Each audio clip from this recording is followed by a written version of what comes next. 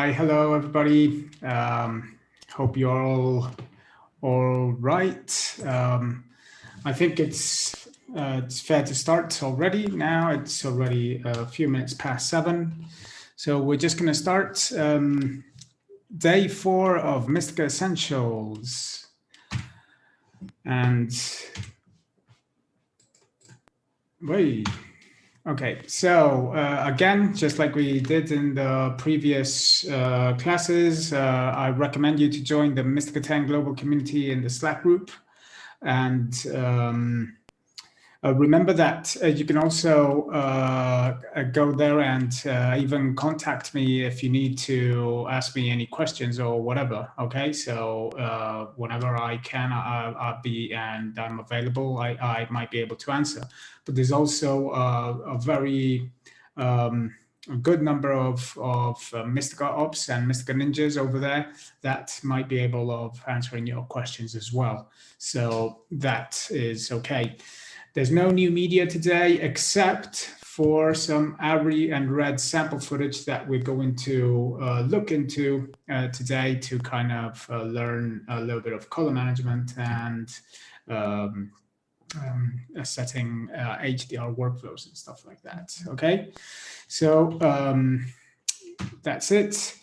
Then, if you want me to check any of your work and to kind of see if you can get certified with ICA, please send me your .env, which is the time space in Mistika, the environment file, to my iColorist email.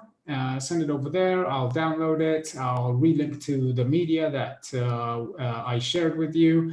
And if you successfully finished the project, well, obviously that I will let you know.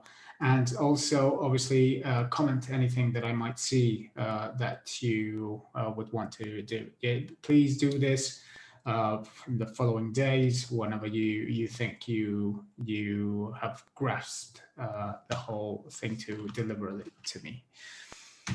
Today we're going to learn how to create display filters. If last week we already saw how we could do presets and how we could do use dummy clips to do presets.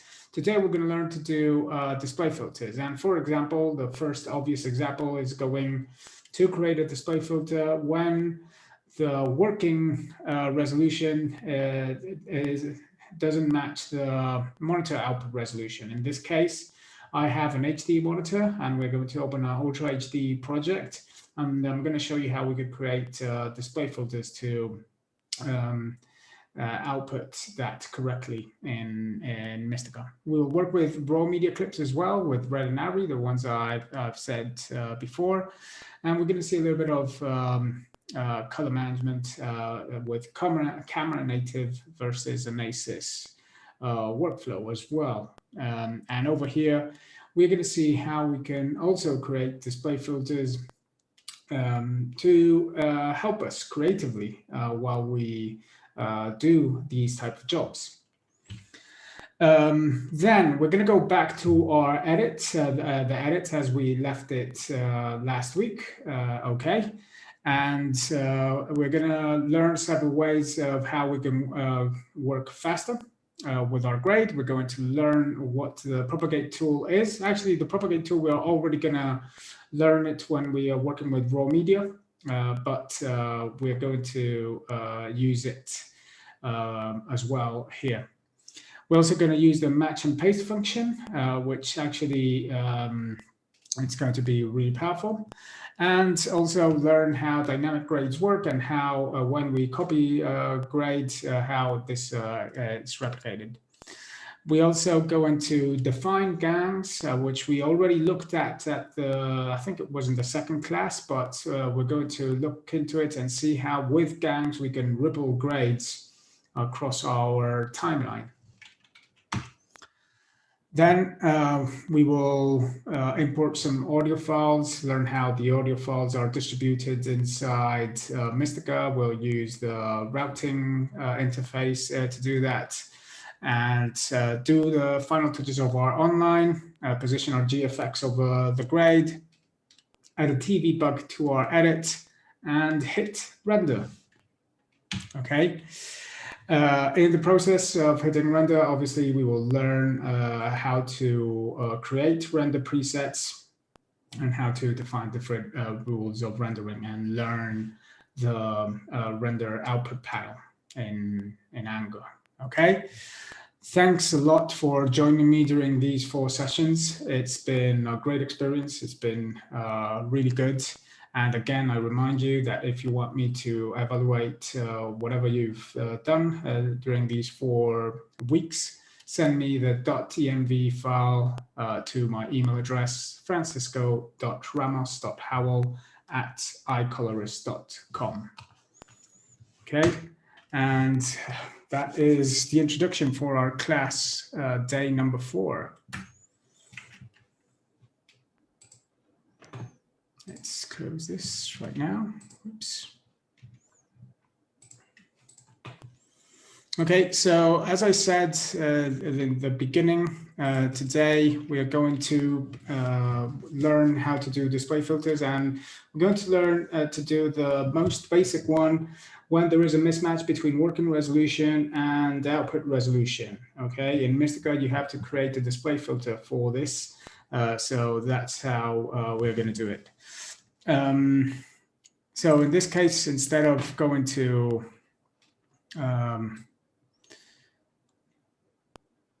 the preset that we already have, let's go to 3840 by 2161. Okay, but obviously that would be my factory preset here for this. Okay, and I'm going to create a new one. Just obviously we know this is different. Actually, what I'm going to do is I'm not going to go for this one. I'm going to go for 4096 by 2160. I think we're going to see that a lot better with not the same aspect ratio. That's why. So obviously I'm going to hit new. It's gonna wait a second. First, obviously, just to show you how the factory preset is by default. Okay, master formats is the most important one over here. So we see here that we have 4096 by 2160. The aspect ratio is 186. We have obviously the auto detect video board here. 30 frames per second. Well, in this case, I think I'm going to put 24 because I think the media we're going to be working is 24. And obviously how the video board in this case is built inside Mistika and how I've configured that right now. This case, what I'm going to do is create a new one and just call it Mistika Essentials 4096 by 2960, right? Yeah, 2960. Okay, why so? Because when I'm go here to master formats, I'm actually going to say, hey, my video output is just 1920 by 1080. It's not. I do not have a monitor here to view this at 4K. I just have a monitor to view this at 1920 by 1080. Okay, so how is Mistika going to adjust to that? That's what we are going to see right now. So I'm going to press OK. And double click and open Mistika.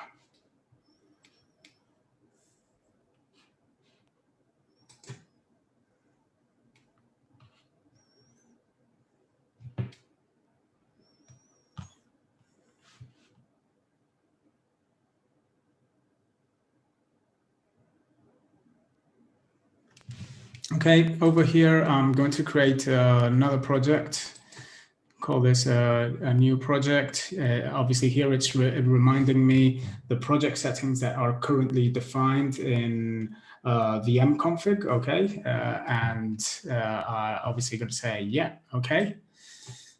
I'm fine with that, and the project name here, let's call it Mistika Essentials 4K. Hey, RK, no, 4K. That's okay.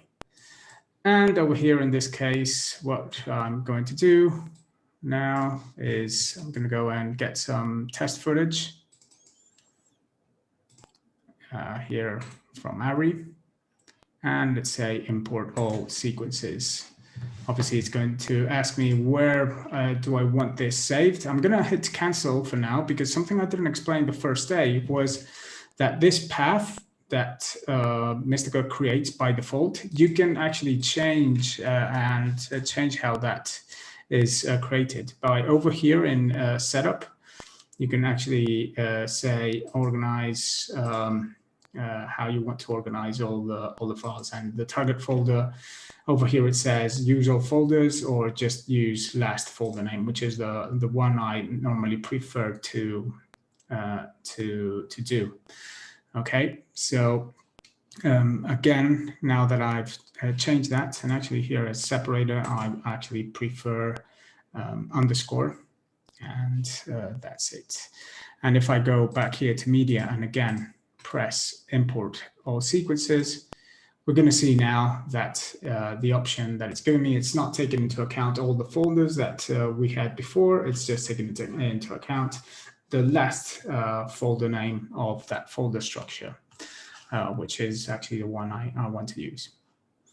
In this case, we could replicate the folder tree, but I'm just going to import and load the clips into my timeline.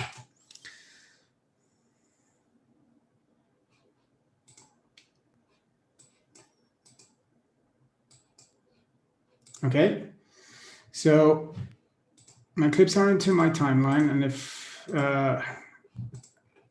unfortunately here, when we see it in our GUI monitor, and this GUI monitor, it is showing the whole picture. Okay, it is showing it, the whole picture. So that might be a bit confusing when actually maybe in your output monitor, you have another resolution. In this case, for example, you can't see it here right now. I have an HD output resolution, okay? So when I try to see this correctly, I actually see it zoomed in, cropped, okay? So that is actually not helpful for me. So how we're gonna fix that in Mistika is by using the framing effect, okay? And here in the framing effect right now,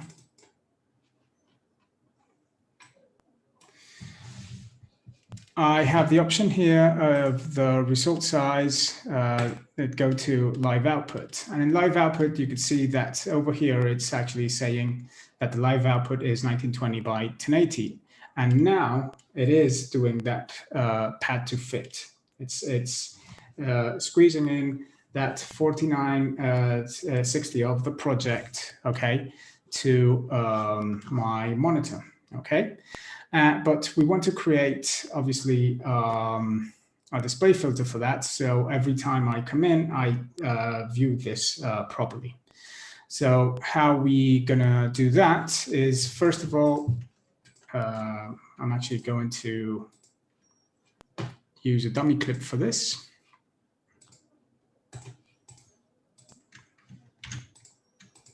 I'm gonna copy and paste it on top here, okay? And we know over here, you can see you have a graphic representation of what is being displayed in the monitor right now. The green dotted line represents my output monitor, which is 1920 by 1080, and how Mistika is squeezing in the working resolution inside that HD monitor resolution. And here I have live output. And from here, I'm just going to go to my display filter menu. And here in create display filter, I'm going to say add to to fit. Okay.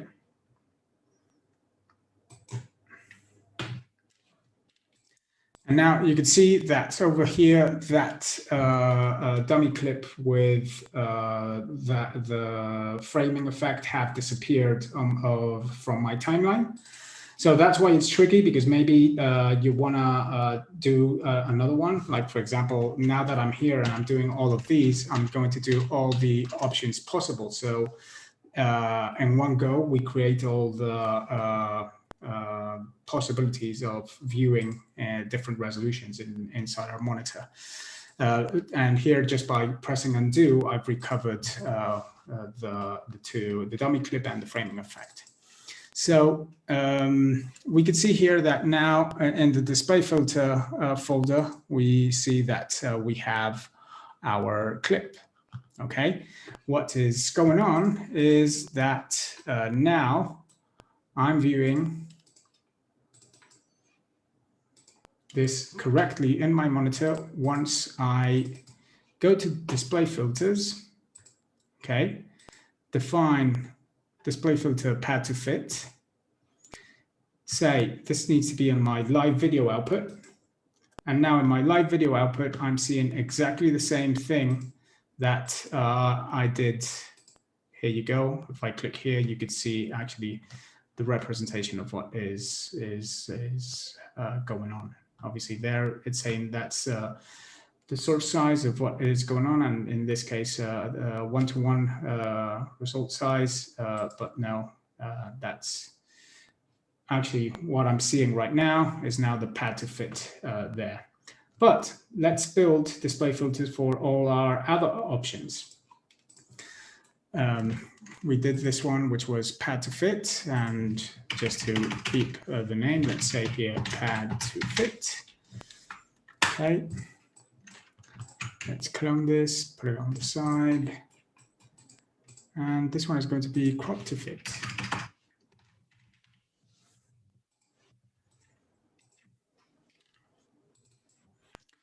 So over here, when I have this display filter,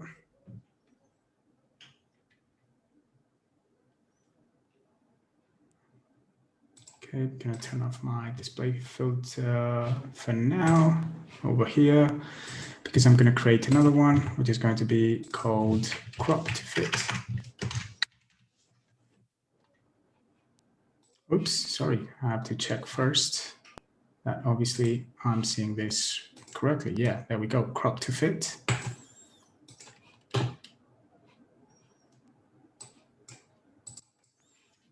Okay, create display filter. Okay, and you can see that now. You can even see how graphically it's shown differently as well inside the display filter icon here.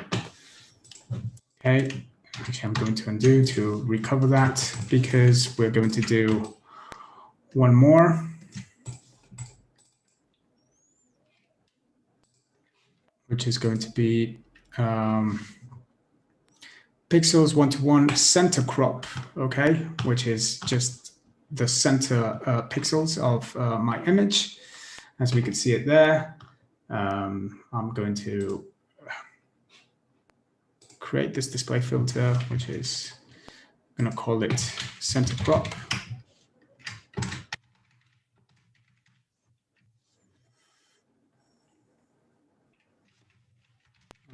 Output, just to remember, obviously this, we're going to the output, and you could see there now in the icons that Mistika builds for every single display filter, how we have the different versions of our output monitoring. Okay, and if we wanted to, in case we were working with maybe some projector that is not even or something, we could even go to complete fit to fill uneven scale over here and create another preset, which is fit fill. Fit fill output. Okay. So there we go. We've created all 3 versions of this. And as soon as I change it here, crop to fit, whatever, let's see it with our monitoring with something over here. When I go here to my display filters and I change from one to another in my live, and if I press on GUI, it's going to show it on the GUI there, just for you guys to have a view for a second.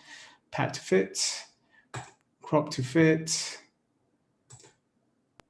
fit fill, obviously, and center crop output. There we go. What I'm seeing actually right now in my video output, okay, as it is right now. Obviously, this is not something that I want to apply in the GUI. This is the cool thing of display filters, is that you can define where it's going to be shown. If it's going to be in the GUI, if it's going to be in the live output, if it's going to be only in the render, or if it's going to be in the scopes, because maybe you want to do a color selection of maybe the shadows or the midtones or the highlights, and you want to display that into the scopes only, and you would be able to see only the midtones or the shadows of your scopes. And if you want this to stream, so maybe you could actually build a display filter with a watermark that when you're streaming, you are actually taking care that obviously that has a watermark on. So obviously there is no implications of someone not seeing this, someone that not authorized seeing it or getting the images. Okay, in this case, I'm going to leave it in live. And we're going to go back to our footage. I've seen there's been some movement in the chat. Are the display filters rendered in the final render? Instead, how does it compare to resize or transform? Okay, no, not necessarily. Actually, in the display filters, when you click on it and you have render, you actually could define display filters to do a render. And actually, we're going to see this later. In the render panel, there's another option here inside of scaling the images as well later on after the render. Okay, so you would have those kind of 2 different options. Unless you say so, the display filter is not going to be shown in the render. Okay, you need to say so. I have barely used it in the render. If I'm completely honest, I've used it more to display information for me in the video output rather than burning it in a file. I generally want to see what I'm rendering on the file in my timeline. That would be my way of thinking. Okay. Any more questions? I don't think there were, but just in case, double check.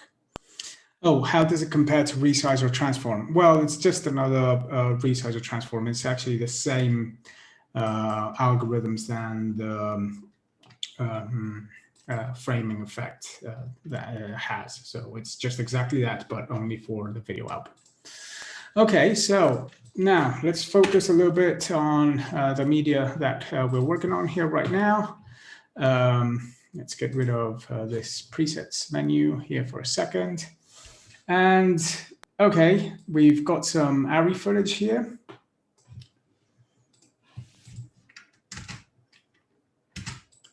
I'm gonna now not show, show you. Okay, and we're gonna define how we work with it in this case. So now, every raw media clip is going to have the raw parameters inside the clip information, okay? So over here, you will be able to change the ISO values, the Kelvin, the tint, the color space, color management information, and with the reduce factor, you can define any reduce factor in the mconfig, or you can override it. So 1 second, I'm going to open the mconfig for this. Mistika configuration tool, and we're going to see that at the very end in codecs here, we could see how we can define different reduce factors of our raw media, okay? And in this case, the reduce factor is 1, so we actually see a 1-to-1 reduce factor. If we wanted to change it, we could change it from here.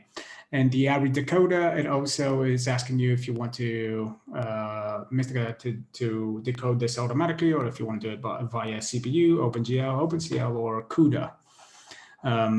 And same thing for the red decoder as well. And then over here for performance optimizations, you could change some of the values over there. Okay, so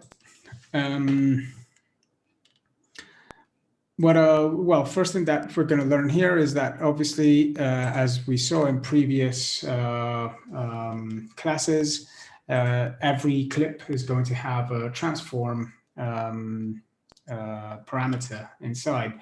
And in this case, for example, just because of how this was shot, instead of pat to fit, maybe we want to do a crop to fit, or maybe crop to fit is a bit too much, but well, we could scale it down over here, and maybe just, well, let's leave it there for a second. Color-wise, what can we do here color-wise? Obviously, in ARRI, we could choose the output color space. And if you want to work in log C, you could leave it obviously as it came from camera, okay? Or if, depending if you want to export to any other option, you will have all the different options that ARRI offer in this case, okay?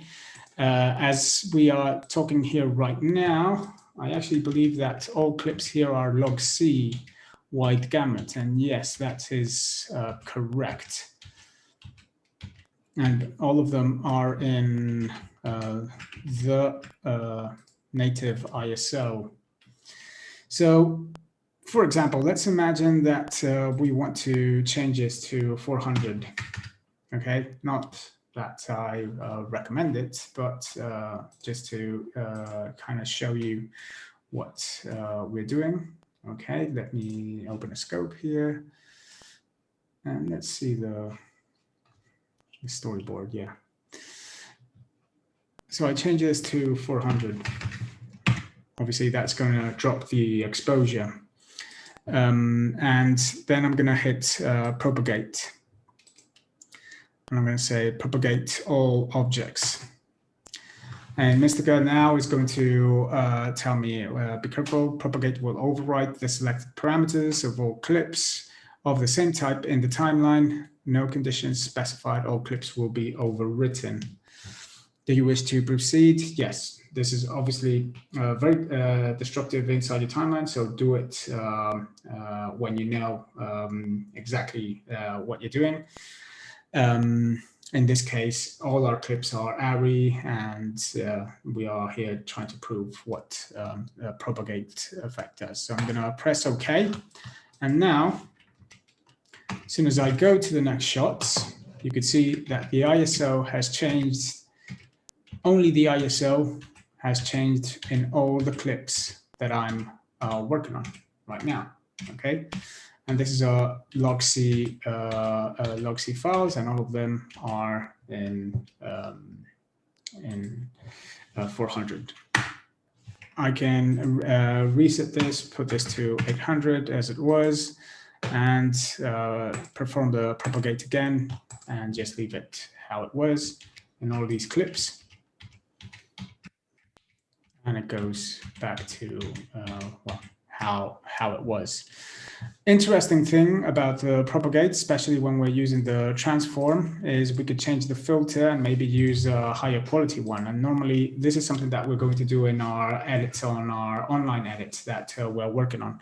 And we're going to perform Propagate there in everything that has it, just to be sure that everything is being scaled at the highest quality.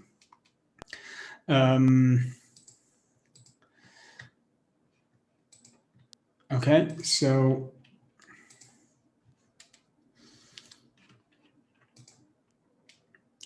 now over here, all these clips are in log-C ARRI wide gamut.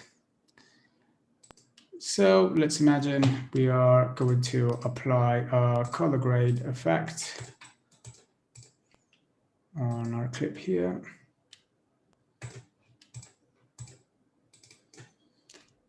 And on top of this, we're going to apply LUT.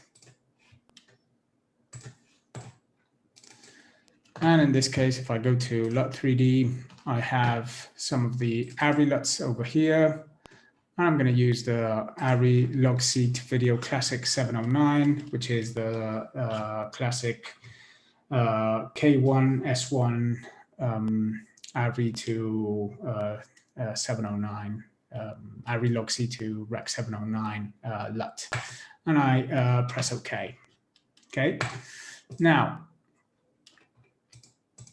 So over here, what I'll be doing is I can start doing my grade, and I'll be doing my grade over a log-C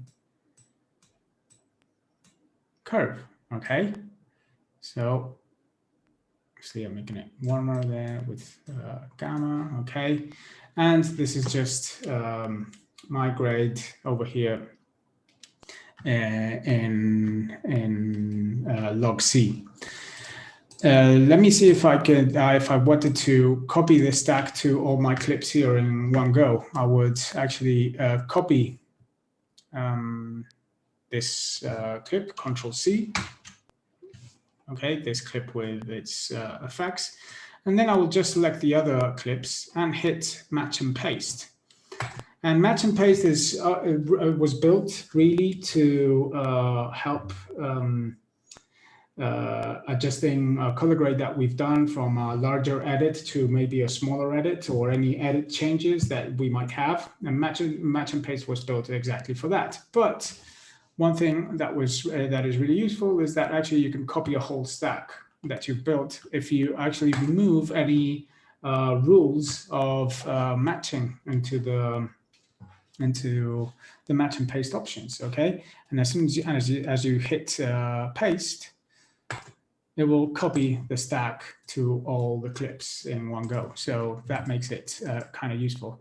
Obviously here now we could see, oh, obviously it did copy my framing attributes of this clip.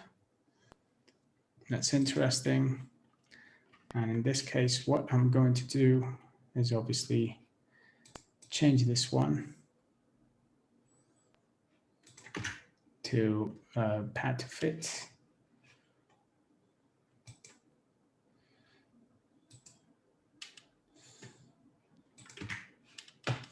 Wait a second.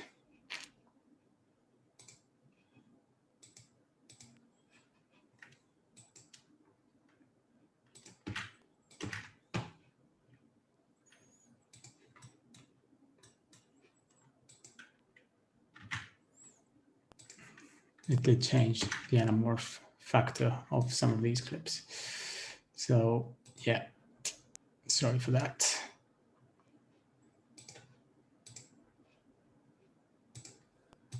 Yeah, okay, now that should be corrected and all.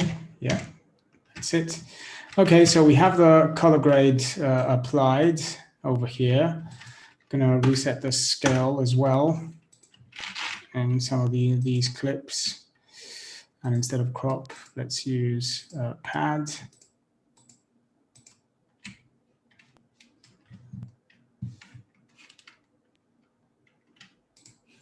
And here in Propagate, actually, cool thing is if you don't want to propagate to all these clips, you just want to propagate them to the ones you have selected, you can select them here in the timeline, go to curves, and over here,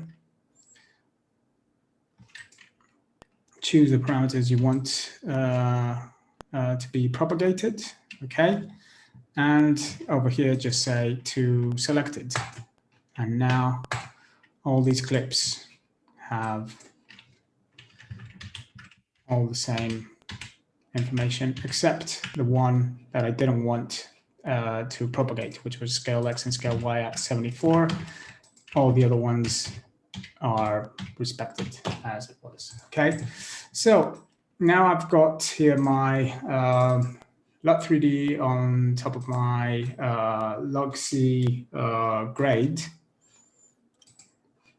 okay? But now I'm going to import some red footage, okay? And let's import just single clip for now. If I go here to red, let me just import one.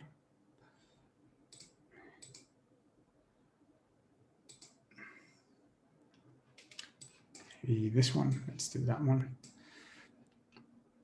Yep, link as progressive, and it drops it there. Okay, so I'm gonna pack it to the left. So what is going on here now? Obviously, this has a different attributes, has completely different attributes. And obviously, in this grade that we're doing, we are working in a log-C working space. We're not working in a working space that the red camera files can work on. Obviously, we would have the red IPP2 processing options here, but we could change them if necessary. We could go here to different options if we want to work with red IPP2 options, okay, or primary only, or in this case, if we want to change the gamma curve of our shot, I could go to log 3G10 and color space red, white gamut RGB, okay? And I do this because if I want to use the same color grade node and LUT3D effect, actually I need to drop this down a track. I'm going to add a unicolor effect. This unicolor effect is the effect that we're going to use most in Mistika to do any color transforms, okay?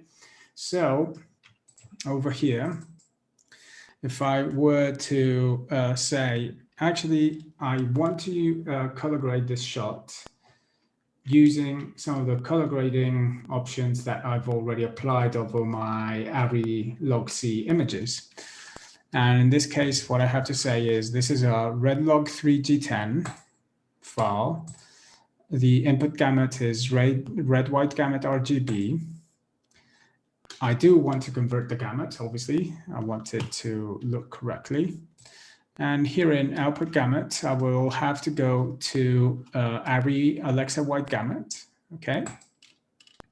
And output curve is obviously going to be log-C from ARRI, meaning that over here, I could apply, I could copy these two color grades first, and then this other LUT3D over here, and paste it on top.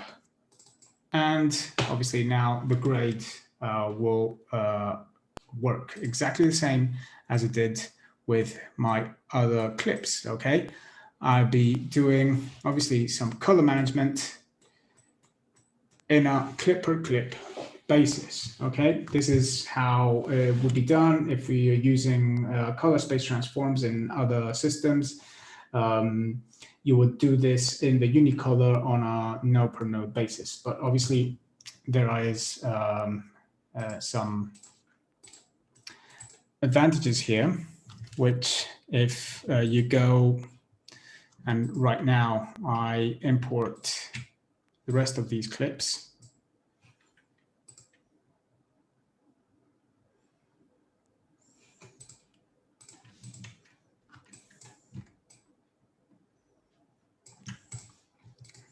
Okay.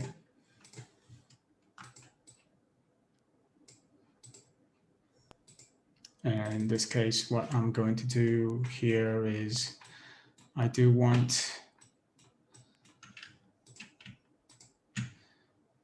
over here, I'm going to go all objects because these attributes are only available in red clips. So I'm going to hit perform propagate.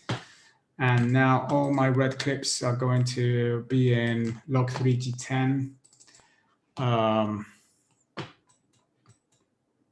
There you go, log3g10, red, white gamut, okay. All of them are like that. I could then apply my unicolor effect on all of them, and obviously the grade, and also the LUT 3D, okay? And there we would see how our grades that were done in log-C. We've used log-C as our working space, and with the unicolor, what we've done is transform some of those cameras that, for example, if you're working in a show where you have a primary camera, and that primary camera is, in this case, ARRI, you would be able to transform all the other cameras, B and C cameras that there's a lot less content of, to the ARRI log-C to basically follow any color corrections that you've been doing over your main camera. So that is how we will be able of doing it. And that's a way of doing it in Mistika with, in this case, LUT 3D. But let's change this a bit for a second. What if we don't have a LUT 3D and we want to build this in Mistika for a second? So what I'm going to do is actually clone all this. Oops. And paste it over here. And I'm going to get rid of this.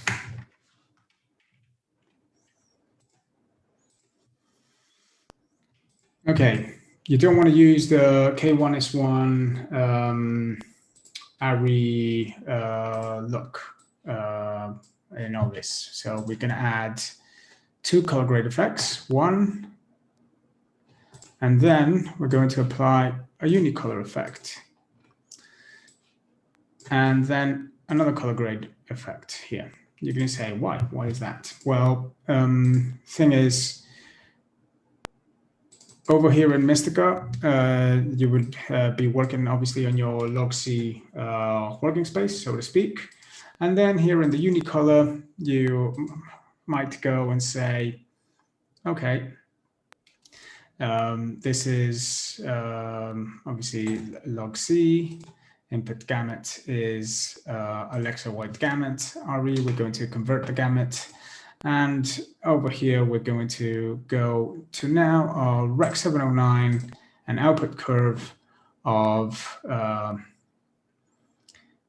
BT 1886, gamma 2.4 here. And there we go. And you can see here that suddenly many, obviously, of the information is clipping here. Well, the reason is that the unicolor effect on its own does not have tone mapping, okay? And that's why I add a color corrector on top. So I can define tone mapping myself, which I could do by obviously bringing the offset down a bit and then using the soft clip to bring some of that information back in. Some operators prefer to have this so they can build on a shot-to-shot basis a very specific tone mapping for their edit, okay? So they can actually have a larger control over the tone mapping compared to any other tone mapping that they want, okay? And you could easily, let's propagate these now, in this case, to current track. That's what we're going to do. Over here, I'm going to propagate this to my current track. And now every single unicolor in this track has now the same attributes. Okay, log C going to rec 709. And I could have done that with a color grade effect on top as well. I'm actually going to get rid of that, but select them and paste it. And there we're seeing, obviously, we could be controlling on a shop-to-shop basis how that tone mapping is happening. But most of our color grade will be done in the log C level, okay, of our clip.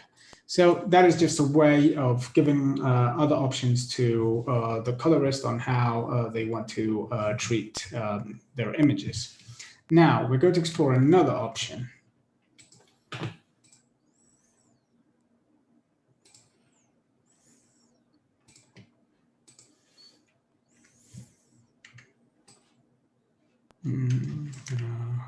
Actually, just gonna clone this.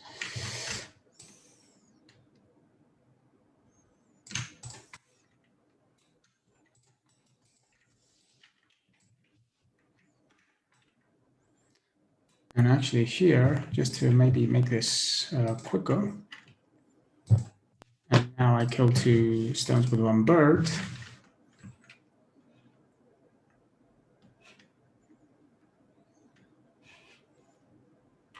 No, I'm not going to do that. Over here, okay, yeah, log 3 to 10. That is fine.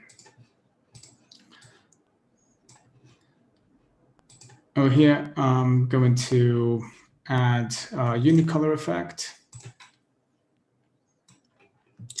And in this unicolor effect, what I'm going to be doing is I'm going to go from log C, input gamut, ARRI white gamut, to AP1, output curve, ACES CCT. Sorry, if I'm being too fast, please let me know. ACES CCT. And obviously, I'm gonna propagate this to all the selected unicolor effects that I have here. And over here will be almost the same. And actually, I'm going to use the same unicolor effect for a second. Paste it. But just change, obviously, the input curve, which would be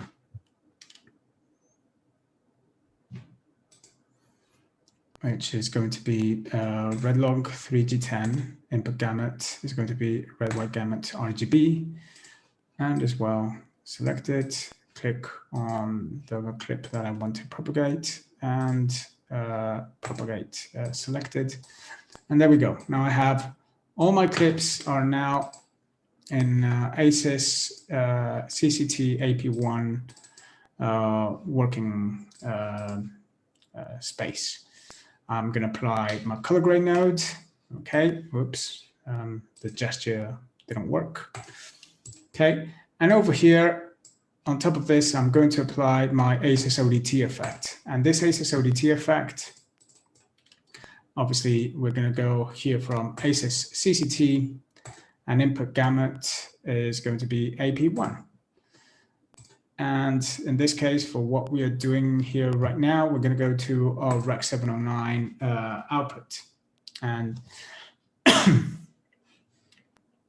this is what I'm going to do. In this case, propagate all objects because there are not all other ACES ODT effects.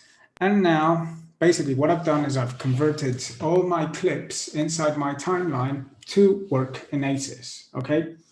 There's other options as well. Now every raw clip has the option of outputting to linear and aces as well. But in this case, with a unicolor, you can control also the output. And sometimes what's going to happen, or what does happen, is that your DOPs may be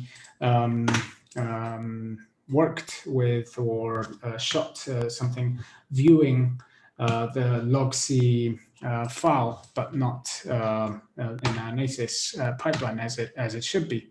So over here, if I show it in if I hide these right now, you could actually go back to the log.c option of your original clip. Okay, so I'm going to double click here on my ACES ODT, and in the color node, I would start doing my color grade in ACES space. Okay. All right. So we are viewing here three different options of working inside Mistika. One is working in a ARRI log.c working space and using the ARRI log LUT to go to Rec 709, and that is the one that we are using.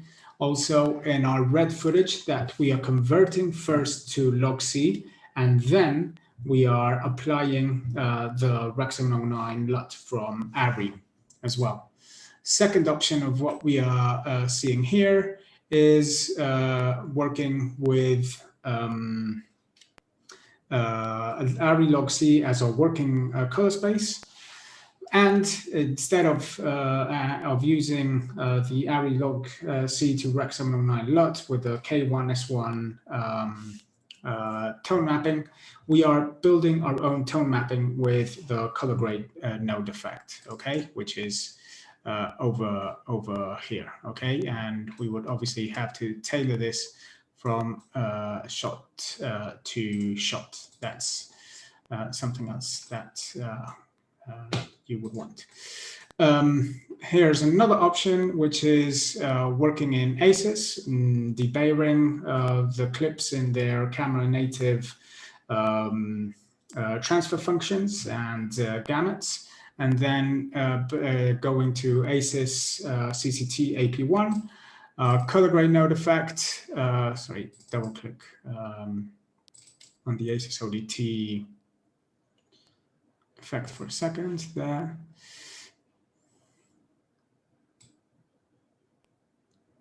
And starts grading in ACES color space, okay? And obviously there is another option very similar to this that some other users might want, is actually in a display referred workflow is directly going to Rec 709 or from the clip, or using the ACES ODT effect to do this, which I've seen some Mistika ops doing it. And basically is, I'm going to clone this for a second.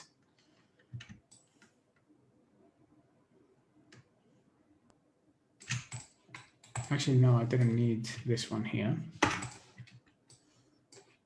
It's applying the ACES ODT. And these clips over here,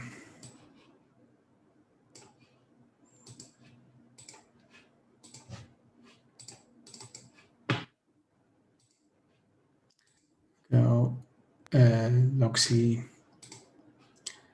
Alexa white gamut, output space, Rec 709.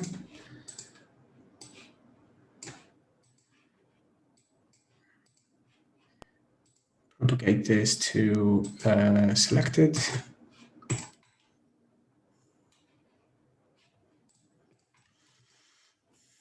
And over here, similarly, but from red log 3G10 and input gamut, red white gamut RGB, to output space, Rec 709. and over here, propagating that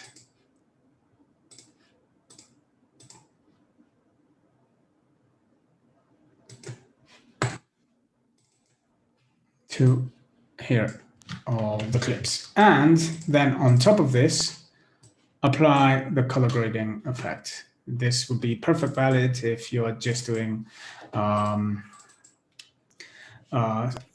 display preferred grade, and you want to use the tone mapping from ACES on all the clips that you want to work on. Okay, this would be perfectly valid to do in all these shots. Then obviously the working color space here would be Rec 709, exactly the one that we placed in the ODT.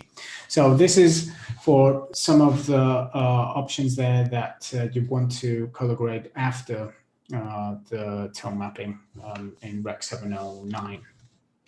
Okay, but now going to look here a little bit to some of these red shots, because now we're going to do something in ACES and in HDR. Actually, I'm going to get all of them. We're going to get this here because it's already in ACES.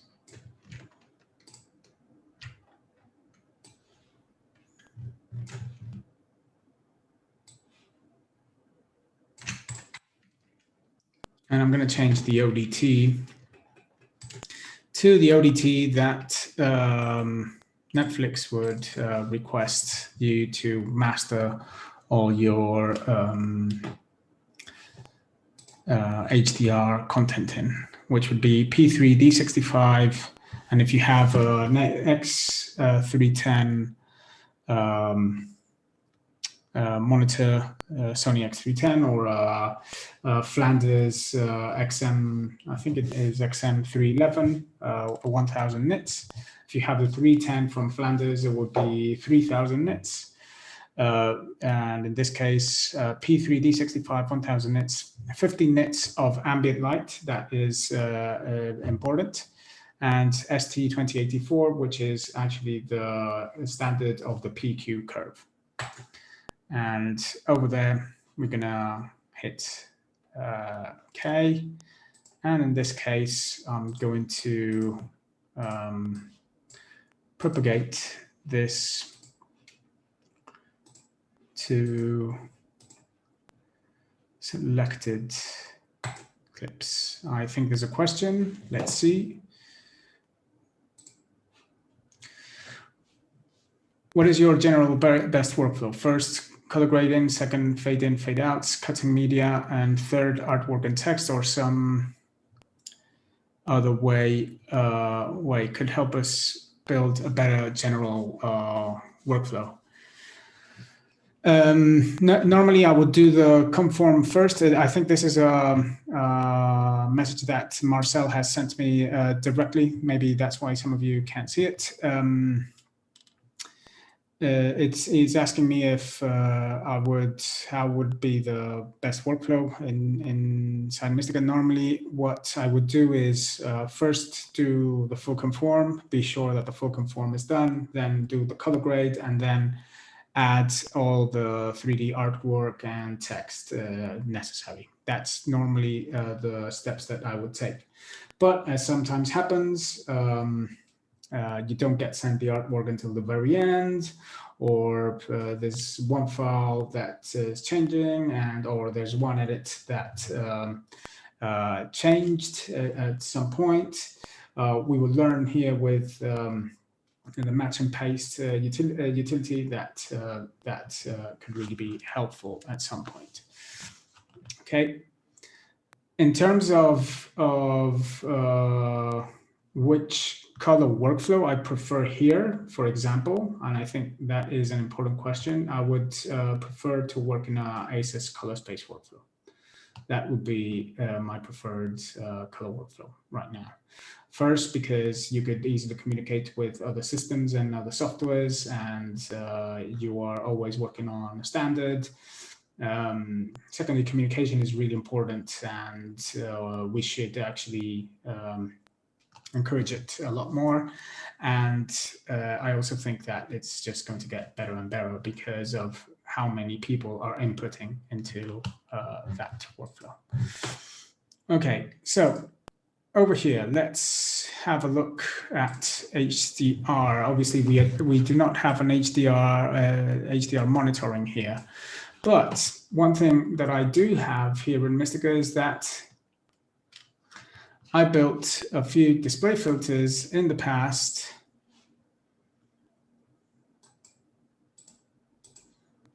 Okay. Actually, I'm going to change this one to pet fit so I can see it properly in my live output.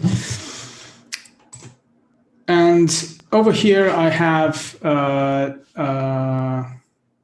display filter that I created, which is 203 nits PQ. And I actually choose there to show it only in the scope. So I created my own dotted line there to tell me where diffuse white sits. Okay. This obviously, if I had an HDR monitor here, I obviously would be watching this in HDR as well, and that would be actually really helpful.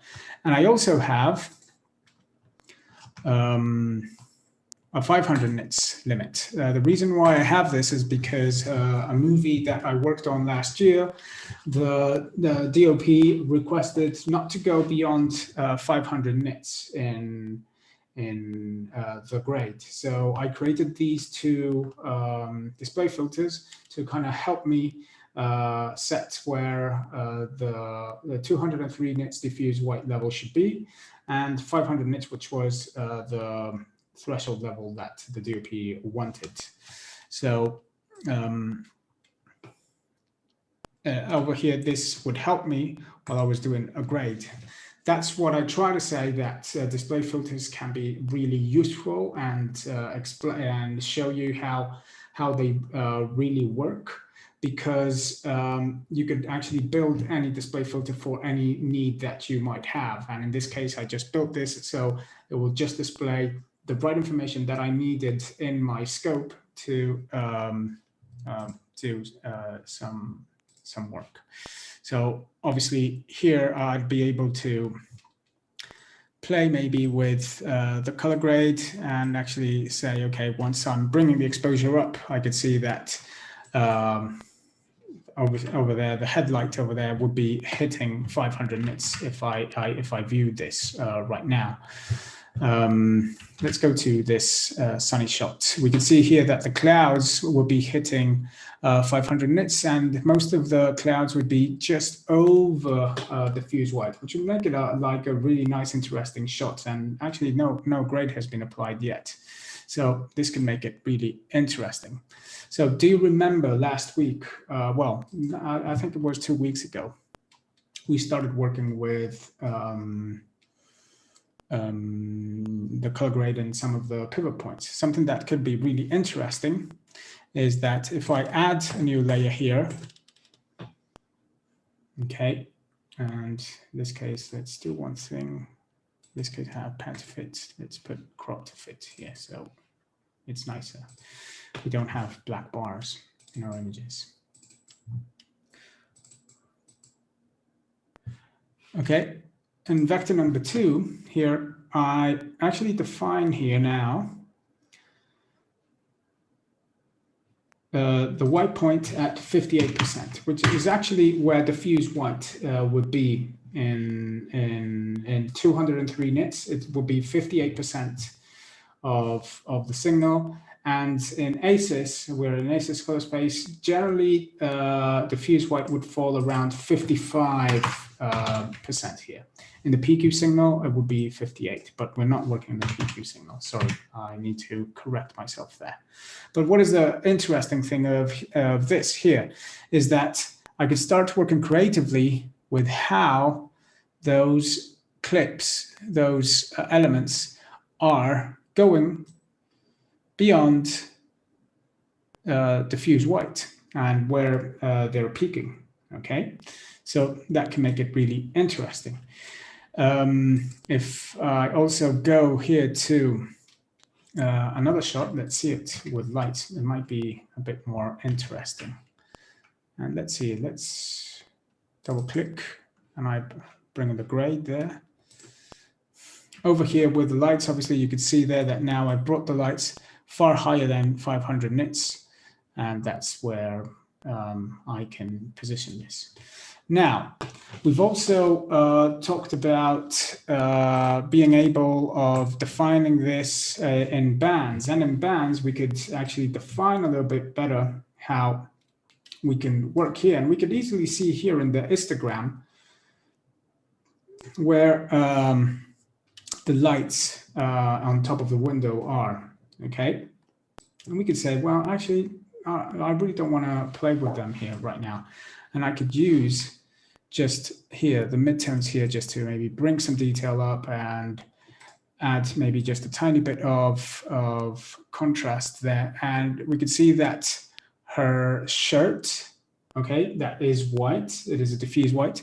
We'll start obviously to get closer to diffuse white levels there, although especially in the red channel over there. So maybe over here is where we would go and say, okay, no, let's just bring a little bit the grade down and do that. Obviously, view this in an HDR monitor because it won't be exactly the same. But this is not only in HDR, because obviously we are working in ACES. The working space is ACES here. So if I put this in Rec 09, let's see, might be horrible. Actually, it's not too bad. Okay. Now let's see it in Rec 09, which you could actually see it a lot better.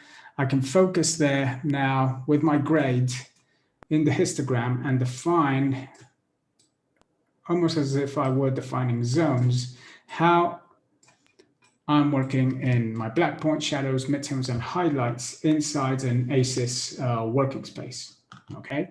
So I would really have a lot of control on how the grade could be, okay? Okay, I think we are an hour in.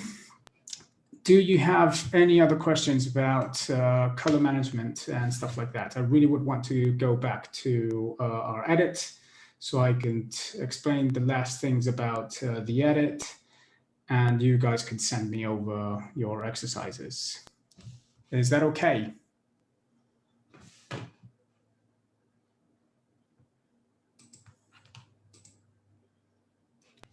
Okay, I'm going to understand that that is okay. Okay. So what I'm going to do is close Mistika for a second and open in HD just as we did last week. Okay. I'm going to save this timeline as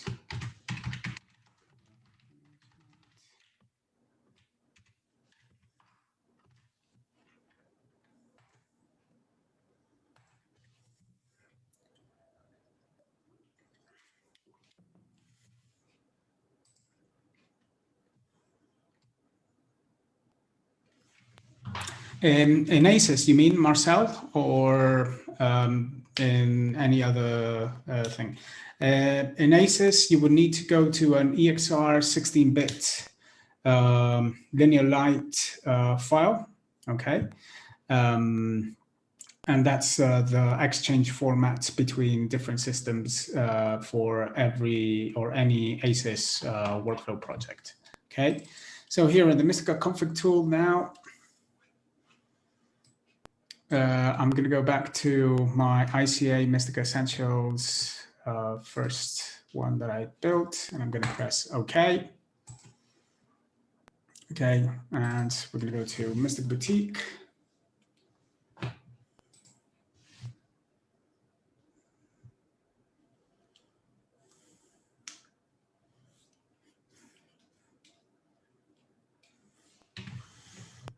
And last week, oops, no, I have to go to the right project.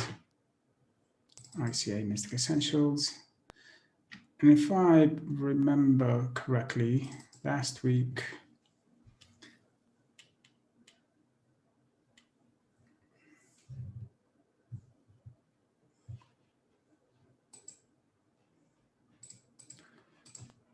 we left things here at this point, although no, it was in the other timeline that we had the graphics and everything set up, right? Yeah, I have some of the graphics here hidden. Yeah. Okay. And I think it's the same thing over here. Same thing over here. Okay, so just a quick reminder, we built here dummy clips to control our graphics. Okay, and basically we did it here in the first one.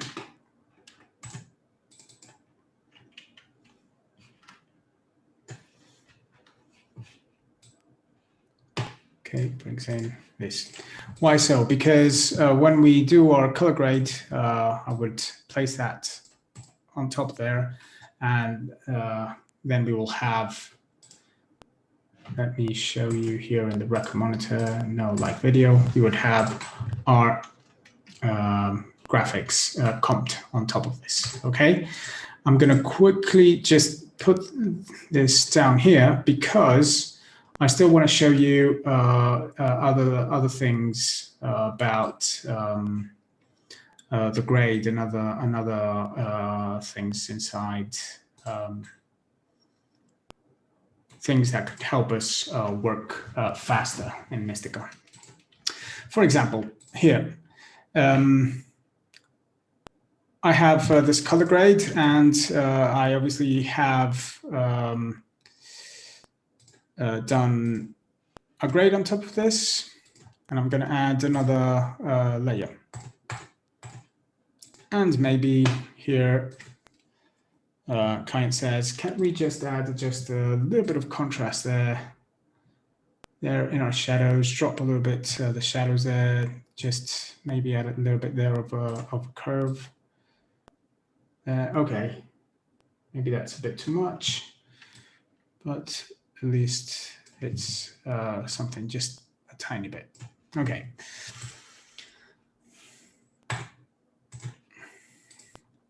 And one thing we can do right now is I'm going to copy this, just copy the whole clip. And over here in Mistika, I'm going to select all my clips available here and press match and paste.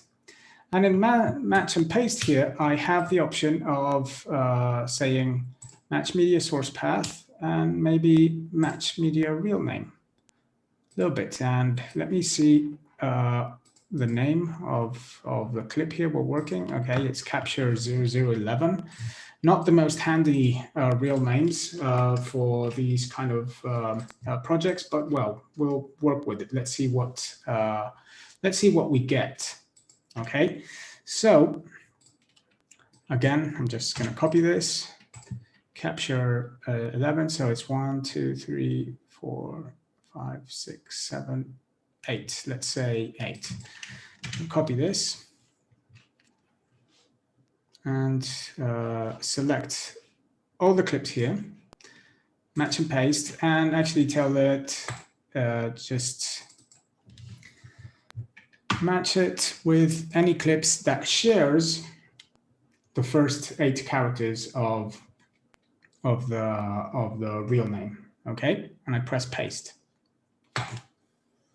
And there we go. You can see now they're highlighted. Now, all those shots inside Mistika now have the same grade with the curve fix that we've done, and also have the gang information. Okay, now, so if I go here to my gangs, and go here to solo mode, all of them have that curve grade that I've just done, okay?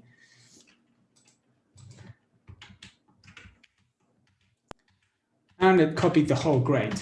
Okay, so it's a way of copying and pasting grades just by setting different rules in match and paste of how you want it to work. But let's say actually we do not like what we just did there. Let's just remove what we've done in curves. Okay, let's remove it here for a second. And you know what? I really want to change this and maybe stylize the colors of this a little bit more. And well, let's kind of make the midtones. No, I'm going to go to primaries here. I'm going to go to primaries, but I'm only going to go in the chroma. And in the chroma, I'm going to use my contrast trackball instead of my offset trackball, which I almost use by default. And let's do a little bit of an orange and teal. I know it's boring, it's very Hollywoody, but let's just do it. Let's see what we get. Cool thing here of the contrast trackball is that obviously the white trackball is going to do going to go in an opposite direction than the lift trackball. So over there, being quite aggressive there, that's where I leave the lift. Good thing as well, we saw in before that we could change the pivot points to adjust them to the levels of ACES CCT to work with. But what about playing with levels here to kind of define how stylized we do our orange and teal here, how we could define how that chroma is being worked on only in the chroma channel of the two of this shot. And now I say, actually, I want to ripple this to all my clips. Well, one propagate mode that we haven't seen yet is current gang. In the current gang, the clip that I'm working on right now is main shot. And I'm going to press perform propagate to current gang. Selected vector number 5, which was the vector that I wanted to. And now every single clip has had vector number 5 updated, no longer has the curve correction that we did, but it does have that little bit of orange and teal tints that we've added to the clip, okay? So that is a way of us working faster with the color tools in Mistika with using gangs and propagate. One thing interesting that I didn't explain the first day that we worked with gangs is actually here in the gear over here. I normally always leave it in when I add a stack to a gang. I always choose the option add remove from gang all effects on the current stack. I don't use any of the other two. I really want my whole stack to have the same gang properties, okay? So it's easy for me to replace something if I consider it necessary, okay? But anyway, if you find a way of doing it in another way, feel free to play with it and change it. That is definitely something I do recommend you guys to play with there if you wanted to. Okay, obviously I'm going to get rid of the solo here.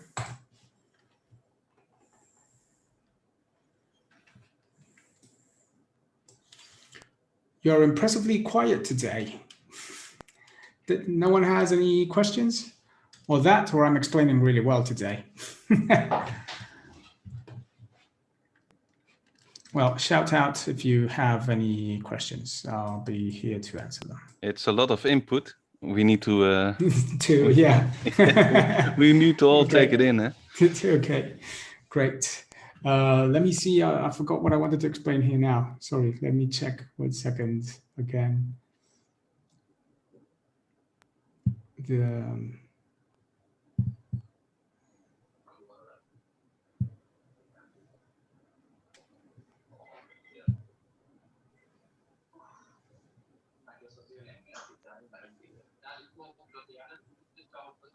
I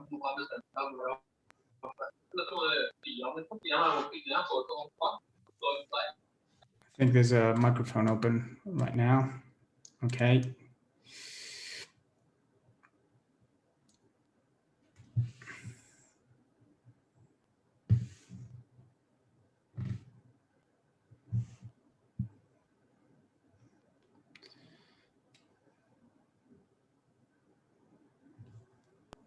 Okay, one thing we have to look into still that we didn't see. I'm going to choose another shot to do this, and I think this one over here is good for that. And I'm going to copy the grade of this one into this shot. Okay. All right. So we have this shot, and maybe we feel. I think I never got to explain how dynamic grades work here. So actually, I'm going to add a new layer, and let's say that we want to kind of change a little bit the grade towards the end of the shot. So you can press I, and that would add an endpoint in our timeline here. And then over here at 360, I'm going to press O. Okay, remember that also here you have handles to adjust the zoom in over here if you wanted to. Okay, that is really handy. Not with this shot because it might be short, but with other larger shots. And now anything I do in the grade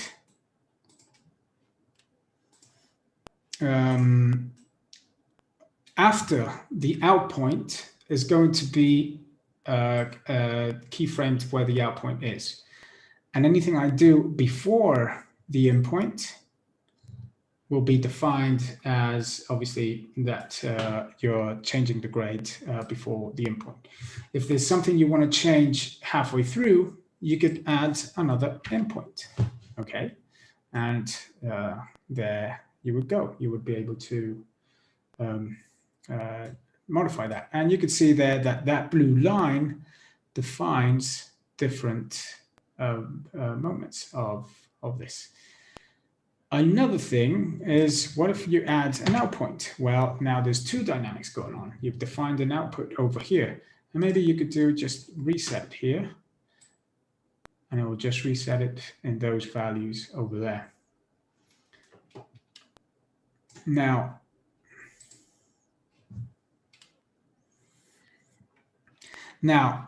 one thing we need to know, like for example, when we use the match and paste options here, is when you want to apply it somewhere else,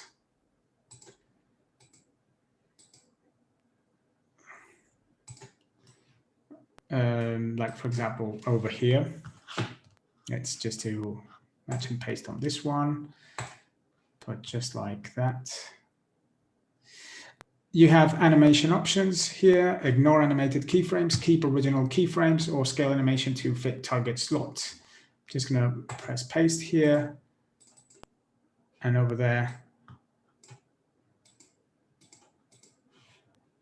Did it do anything?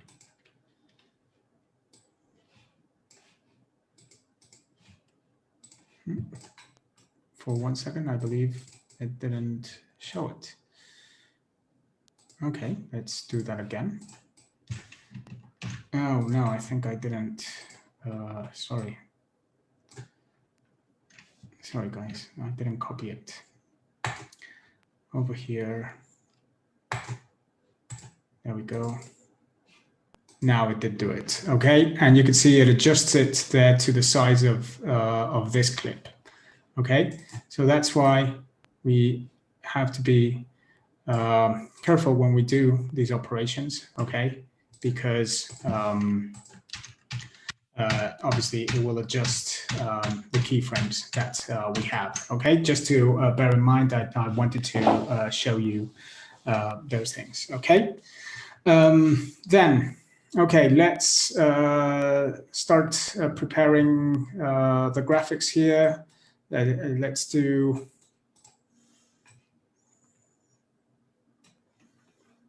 We got this one already. So once we've done the color grade,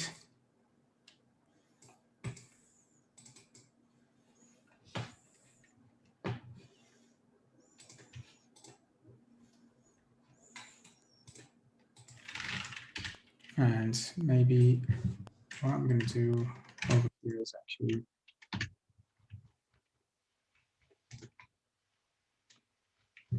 same information here. I'm going to go to these graphics over here.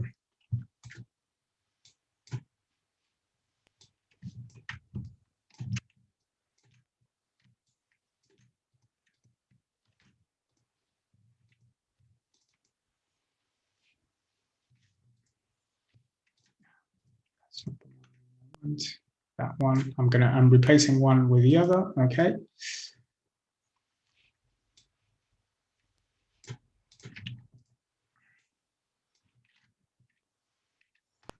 Make a group, and this one I will apply on top of this.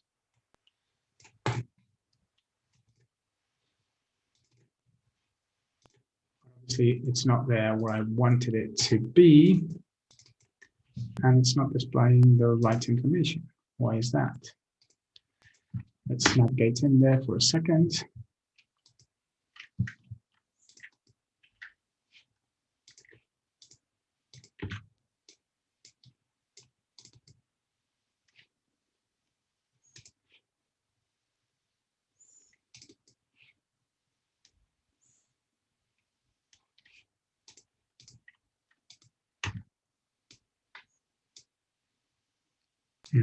Maybe it didn't need all those things.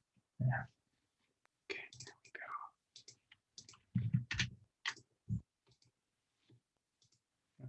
go. Okay. Wait a second, sorry guys. I'm gonna open this here and do this properly. So we have this, and we have an alpha channel here. It's round. Okay, so we did need to work on this. We're going to add the channels effect, where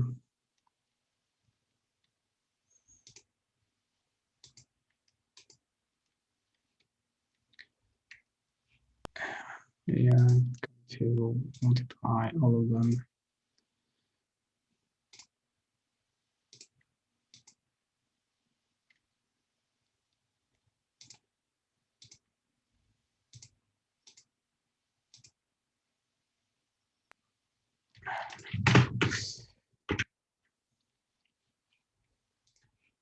Sorry, guys, lost my track here for a second.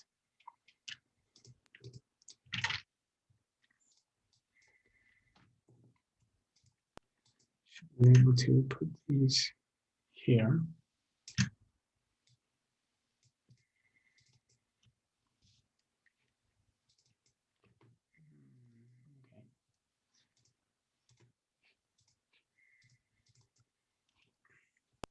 Okay, the reason why you're seeing that in the alpha channel is because we are still inheriting the alpha channel of the denoise. So now something else we could learn is if that ever happens to us again, we could use the effects here that is called clear alpha. Okay, and then in our alpha channel there, we will have a white solid instead of inheriting whatever the denoise effect had. Okay, just just in case. Now, obviously, that is not exactly how we want this, because we don't want it to be there. You could choose here layer 1, and you could see that frame activates over here, and we could make it smaller with control, okay, and position it to one end here. Okay. Obviously, here we had keyframes that we're going to move. These are the attribute blends. Obviously, these have changed here. If we want to move keyframes, something I didn't show before, press Control, hit the keyframe, and move it to the end. And same thing with this one over here. Okay, and we just do 12 frames there. That should be enough. Okay, and there we go. But something here isn't working as we want to. There we go. That's it. This one didn't need to be multiplied. That's why. And now that is better. Okay, that's a lot better. Okay, so one is ready. We got two more to go. Okay. Let's go to the end of our edit. And we're going to obviously here add another Comp3D effect. And this one, as we saw in the EDL, it did come here by cut.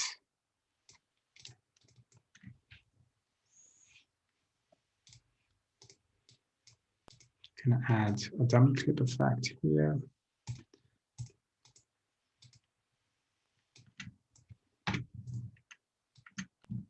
And then obviously just apply this one here.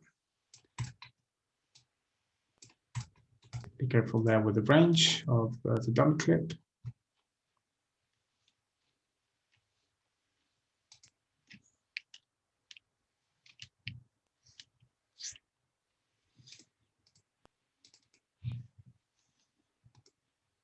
Background is input 1.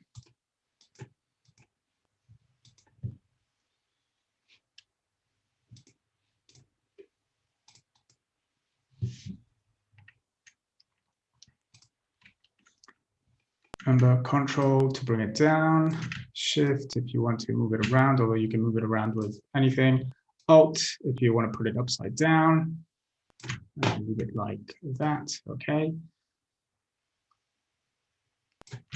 Over there, just let's position it there. And attributes blend here, order key 0. And 81 for 12 frames. And if you wanted it to blend from here as well, let's go 0 here, 12 frames in. You could also type in here 25. It will jump to anything you would want over here. And also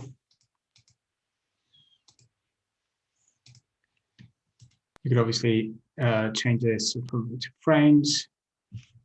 Go to 40 and we'll go to the frame 40 or 65 if you wanted to. Okay. Don't know if it accepts mathematical operations. No, just 2 digits there. Okay, and here 12 frames to blend it up. Okay, and now we've got that graphic in. Now, I'm going to get rid of this thing at the bottom because it was the conform protected for me. And yeah, I'm going to get rid of this here.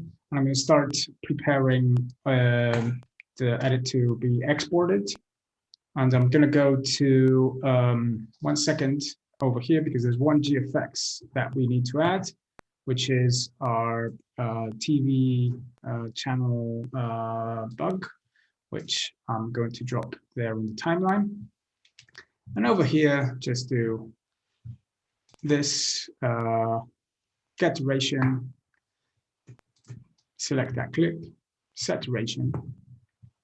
Okay, and obviously, if I wanted to here, reset my time code here and say set position. Whoops, use set position. Okay, and now add a Comp3D and remember this obviously needs to have 2 inputs. We can put it like this, and that's how we would see it. And obviously that is way too large. Yeah, yeah. We need to define the background, and the background is going to be input 1. This is really important. Why am I doing it like this now? I'm going to tidy it later for a second. Okay, let's put it here. Size, actually, I think 20%. It might be too much, I think. That is too much. Let's put 10. Okay, there we go. 10 and the transparency of 30. Yeah, 30 looks nice. Yeah, 30, that looks elegant enough. Maybe 40. That's it. Okay, one reason why I wanted to do this is, like, for example, here I obviously moved the timeline, and I fell just in right this spot over here. And now I have the Com3D, and obviously I want you to get familiar with how to read the arbitrary timeline here. We've got a Com3D that has one input, which is the 3D background, as you can see there. Okay, and this 3D background has obviously Com3D and the dummy clip and the graphics on top. Okay, and then layer number 1 here, it's here at the bottom. Okay, that's why it was important for me to show you this, so you knew exactly how to read this ARRI tree in Mistika. Similarly, if I showed here the node graph, we would see it here. But generally, the node graph doesn't really work well when you have spanned clips like this one in the timeline. Okay, so I wouldn't recommend using the node graph in those moments.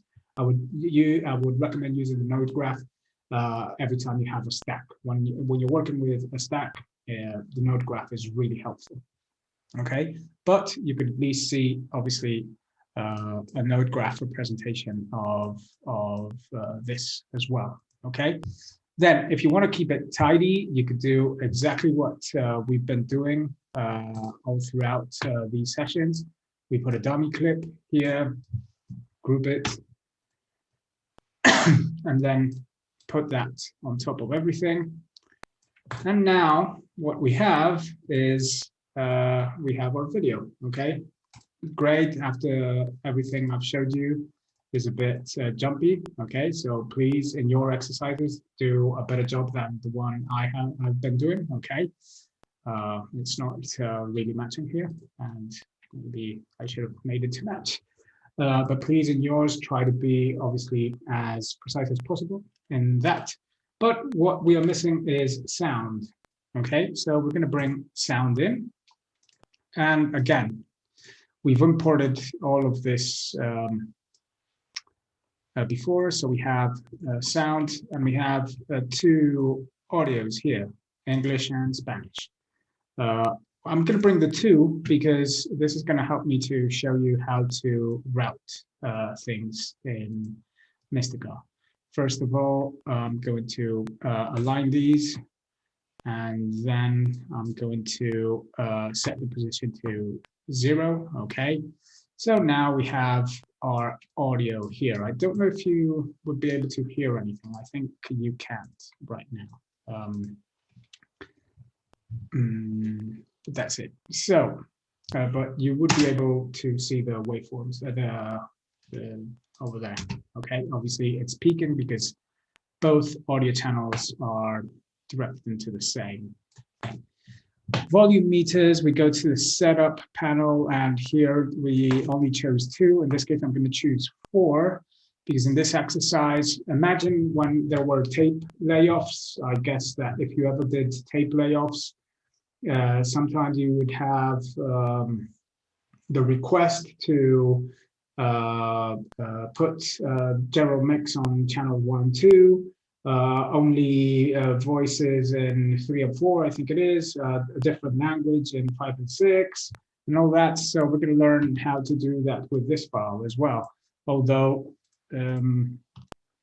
you don't need to do it for this exercise. So right now, first of all, this would be the routing panel inside Mistika, okay? But as well, we do have, if I double click, also parameters here, where you could actually change the voice and you could change the volume, sorry, of the file as well, okay? So you could fade up and fade down and keyframe it if you wanted to as well. But I'm going to show you a trick as well to not having to keyframe. And basically over here, you have it tells you how many tracks it has, and then in routing here, you just select the clip. In this case, let's select the Spanish clip, okay, which is the one that says SP there. And over here, what we're going to do is actually move this to channels 3 and 4. Okay, 3 and 4.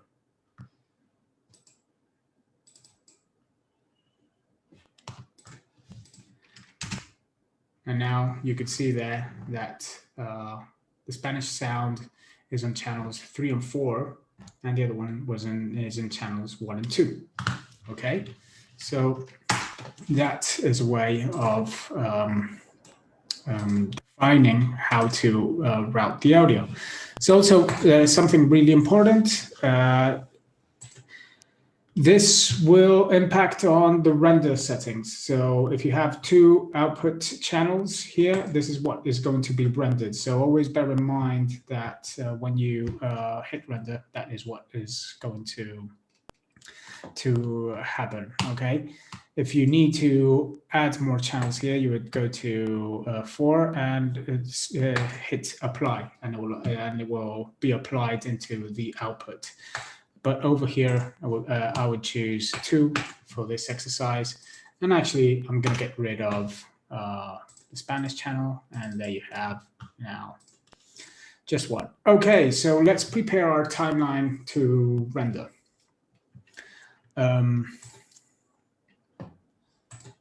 First thing, cool thing of having this TV bug here on top of this is that actually we could be rendering from here, just selecting that node, and Mistika will understand, okay, I need to render from this node. If we didn't have it, okay, and just for a second, I'm just gonna hide it here for a second. Over here, we would need to define in and out points. So for example, if I selected these and I press U, it would put in and out points of my render clips. And these are the clips, these are the markers that define the render. These are going to be the render markers as well, in and out. Remember, we also have with W start and end markers. These start and end markers are just the start and end of the play header. Okay, so that's what that is defined with. Okay, so I'm going to get rid with Shift S and Shift E of the start and end. And let's go to the output panel here. And in the output panel, one thing that we've already did was in the past, we defined, we did a cache of the clips the other day, but let's change this and go final grade 301. Or no, let's say English audio, yes, because we do want audio here in movie, or if you wanted to render uncompressed audio, you'll be able to do that here. And for example, in this case, we wanted a single, and we could save this as a preset. Actually, I could go here and say save as master render. Well, no. Let's be better with this, because obviously let's put it in a folder that is called master at least. Okay, let's make this, obviously that makes sense. New folder, let's call it master. Open this one. And we are going to press here OK. All right. And we're going to hit render. So now this is, we're going to save here this as a render preset, our master renders. Okay. And obviously this is a ProRes. I want to choose something else, ProRes 444. In this case, play foreground, and it will render the audio and then the image. Okay, obviously we have the denoised clips there, but well, it's doing it in under 28 frames per second, 25 frames per second, almost real time with the denoise elements as well there, which is all right actually. Okay. I'm going to cancel this for a second. Okay, this is the one consolidated file. Why did I choose this with in and out points? Well, because for example, if I don't put in and out points,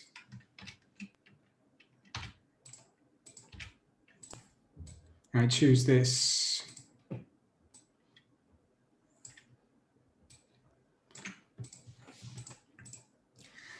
Mistika, if I do exactly the same thing here, a little bit selected.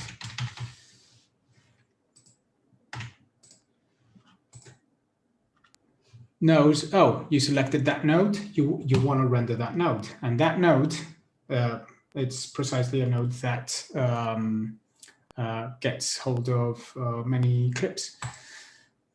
Okay, so that's why it didn't ask you to add an in point or an out point. What happens if you have just, this happens a lot once you're Mistika up, you have in and out points because you've done an edit or you've done a previous render and you have something else selected, okay, like that clip over there, and you press foreground render.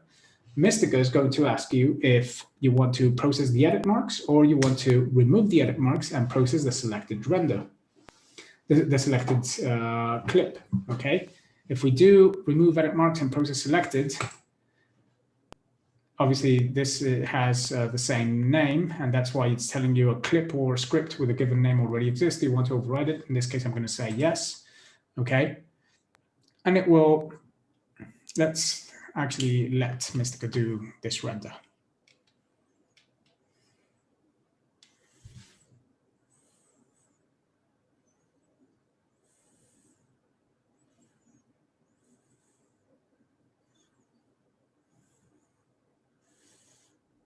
Okay, it's about to finish. 6 seconds to go. Okay, and it did it. It dropped it there. Why? Because we had selected the color grade node here. Okay, and that's why it did it. Okay, obviously important things. Whoa. Don't know what I clicked there for a second.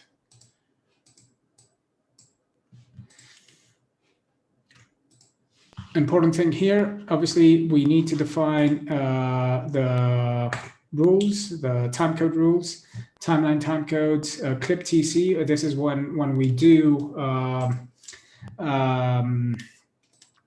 split to segments render. Okay, so this is basically every shot. Like for example, you're doing VFX pools for a show.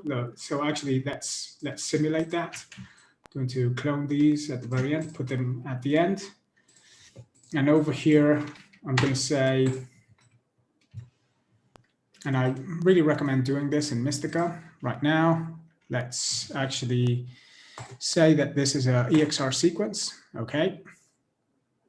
And this EXR sequence, because it's something that we're going to send to our VFX, it's going to have tape name, the default tape name target. Okay, you can change these in VM config. Okay, like for example, if you come here and press here,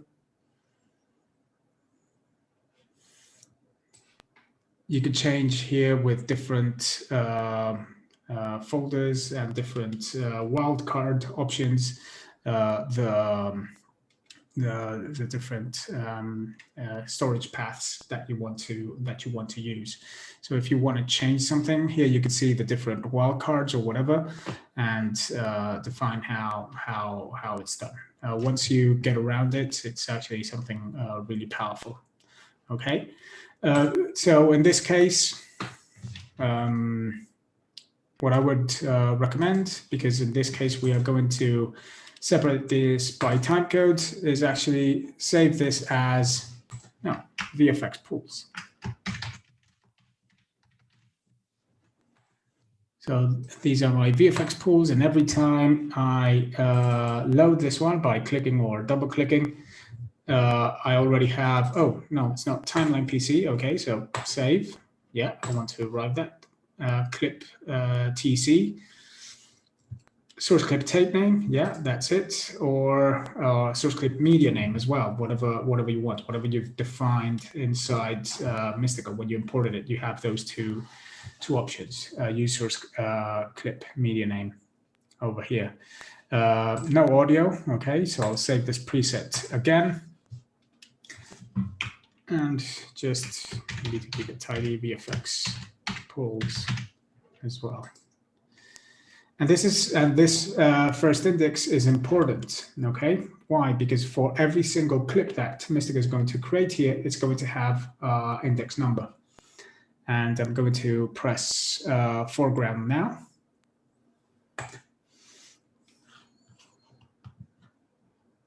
And we're going to see every new render is going to be populated. And we can't see it here right now, but obviously my first index here was 0, 0. Okay, so that's why it says 00 here. You can see here, this one says 001, 002, 003. Okay, this really depends on how you want to organize your clips. If you really wanted to have index number, or you already have defined timeline with different edits, and you know those are the shots that are in the right order, and you want to put it that name. You don't need to start from 0. You could actually start with 1000, for example. There you go. That's it. You could also add handles of 15 frames or 15 frames here as well, and hit render again.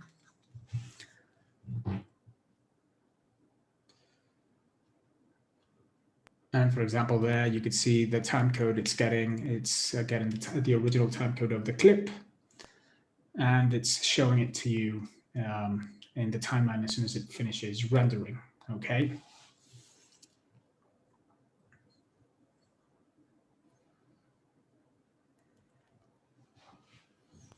So you can see here that we've created a split to segments option, and to finish our edit, over here, we are going to go for the master render option that we had here with audio and everything. I'm going to hit in and out, okay, to render the whole thing. Final grade English before I send it to anywhere, and press foreground. Yeah, we know we have one with that same name, but yeah, we want to overwrite it. And that is it. Oh, no, there's a small mistake that I've done here. Actually, we want to put the render name as tape name source, in the metadata of the clip. This is important. Okay, we're going to put render name there. Okay, actually, I'm going to save this in my preset, okay, to be sure, and then press foreground, and now it is rendering it with final grade EMG, which is the name I really wanted it to have.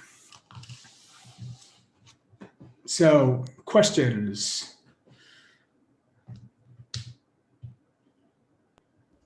Those handles, yes, that you specified, are those blanks on the front and the end of each clip, or? It will get it from. I'll open them now. I'll open them now in a second, and we will see. It will get them from the source clip. Okay, it will try to add frames from the source clip there. If the Okay. source clip does not have those 15 frames of handles, you could,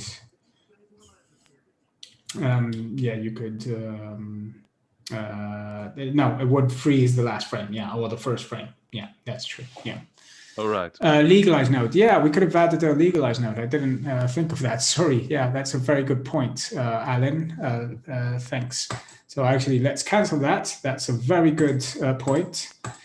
We could actually select this clip that gets hold of everything, and we could use the legalize node for that. Yes, and we will legalize, especially in some shots where I've done a very aggressive grade in some points. So normally I try not to do that, or I do it in a color managed workflow. So that's why I didn't have the legalize node, but you do have the legalize node here as well. Okay. Anything else, maybe any effects here that might be interesting for this in this case?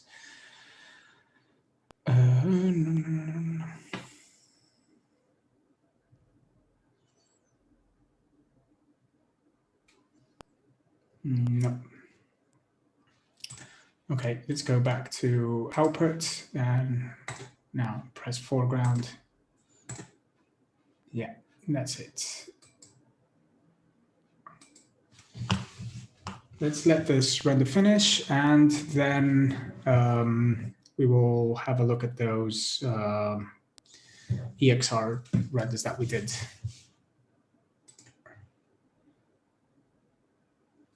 BRB, what does that mean?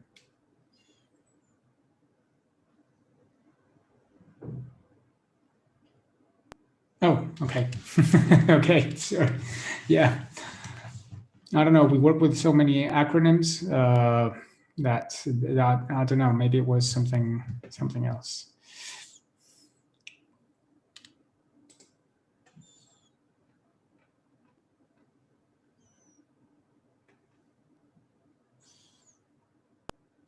Any other questions you might have? You can open the microphone if you want to.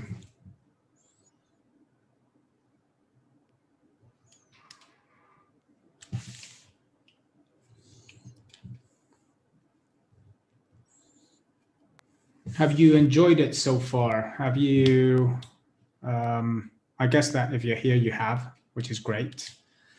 I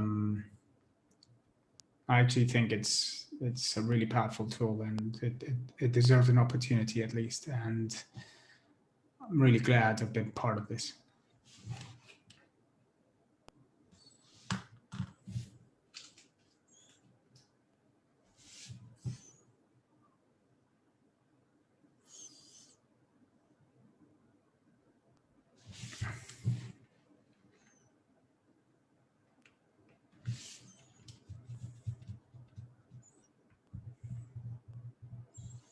Okay, just 1 minute and 20 seconds to go.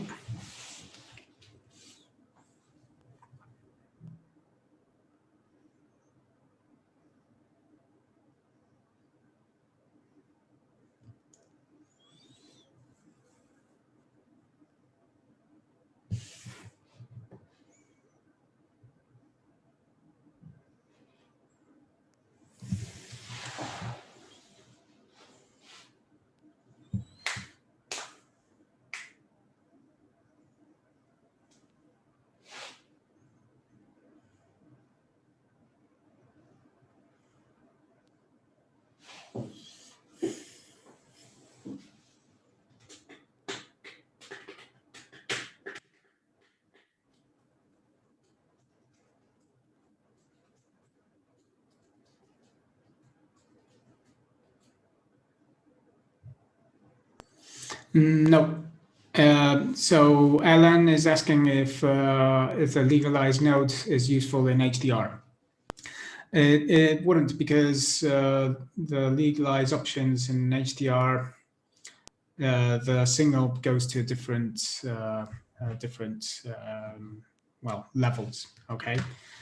But that's a great question that you're making, because many people will tend to think that they do, but the legalize option, and here in Mistika and in some other tools as well, just legalize the values, the video legal values there. So you would need to build a specific one for HDR if you wanted to, and it would really depend. This is the issue. Really depend on the output format that you're going, which if you're doing an HDR 1000 nits, you would want to kind of legalize it to 1000 nits. And that's why I would recommend in those cases using an ACES workflow because it will keep all those legalized values inside 1000 nits anyway. Okay. All right, so we have our final render, and there you can see it renders clip with audio and video. Okay, you could even break it if you wanted to, or actually you could combine it again. All right, and those are the different options. We didn't see the renders, VFX pool renders. Let me go to media here for a second, because there should be a way I could view this. If I go to render, and here in VFX pools, no, don't. Here I should be able to bring these two. There we go. Remember, you have always the information of what you rendered it as render scripts here, the R&Ds, okay? So over here, all these different R&Ds, these are render scripts, and they contain exactly what you asked Mistika to render, okay? So even if right now I had a crash and I didn't save the project, thanks to having these render scripts, I could go back to any of these edits.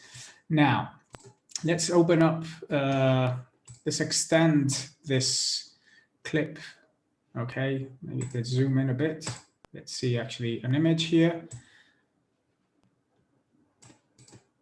Okay. Oh, was it this one? It doesn't say here that it has handles. Oh, no, maybe I did it here. It's these two, the ones that I did with 1001. Sorry, guys. 1001. There we go. This is the rendered clip.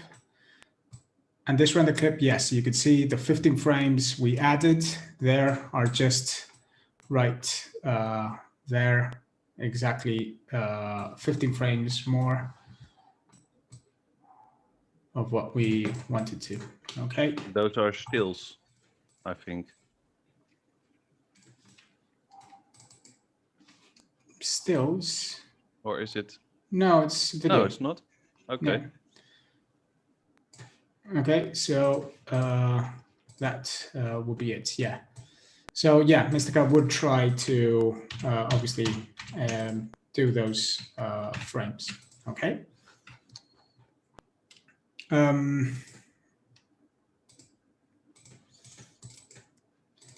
Might be a difference if one of the clips we've rendered was a group. Maybe that one does freeze frame the end, but because some of them are time warps, I think that doesn't happen because the time warp is something flexible. But when it's a group, it might freeze start and end, okay? That might be the case, okay? So if you've tried it in the past and maybe you got that result, check if you maybe had a group, if you were rendering a group, and that's why start and end frames were cloned, basically, well, extended. Okay, so I think we've gone almost through everything. What do you guys think? Any questions? Anything else you want to add?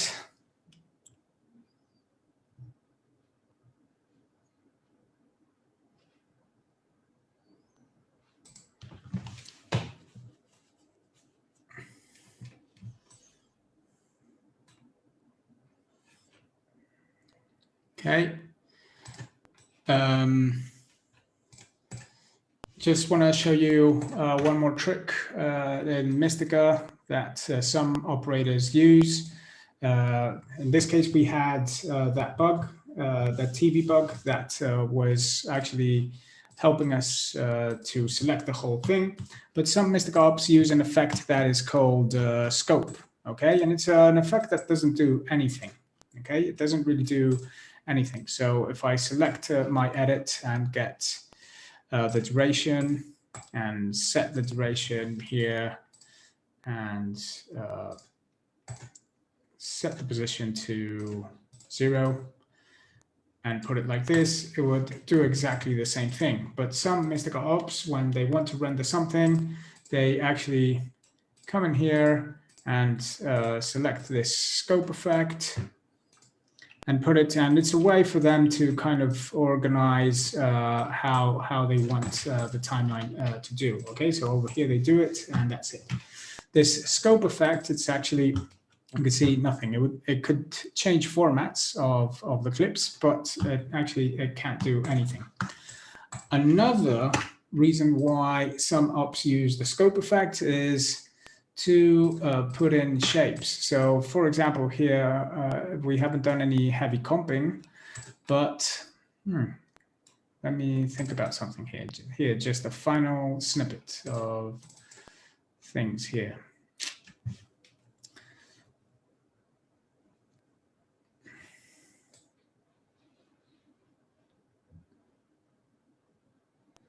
Okay, so for example, if I wanted to here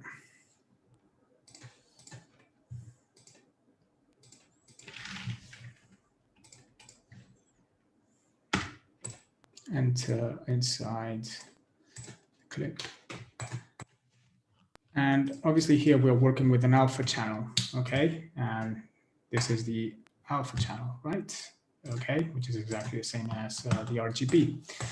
But I want to the shape or whatever, okay?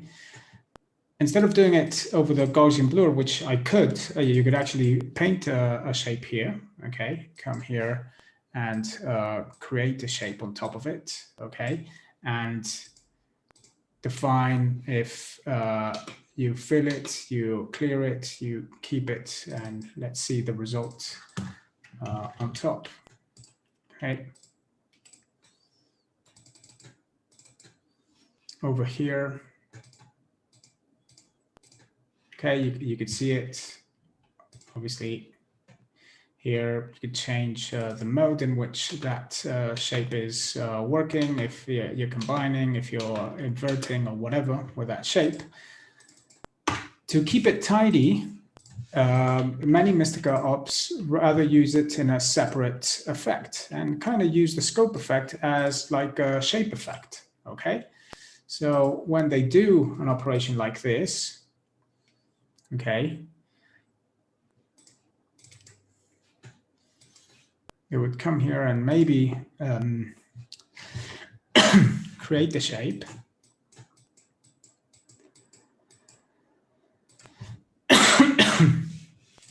Use it in a different